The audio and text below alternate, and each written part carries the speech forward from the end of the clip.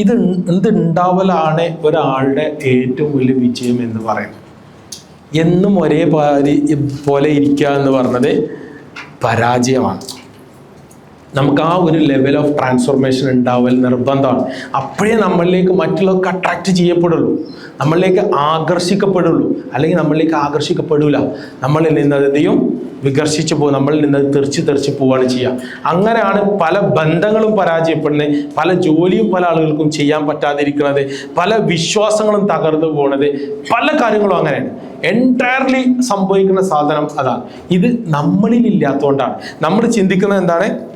മറ്റുള്ളവർ ചെയ്തു തരട്ടെ, അയാളുടെ കടമയല്ലേ, അവരുടെ കടമയല്ലേ എന്നാണ് ചിന്തിക്കുന്നത്. പക്ഷെ എൻ്റെ കടമ എന്താണ് എന്ന് നമ്മൾ ഒരു നിമിഷം പോലും ചിന്തിക്കുന്നില്ല.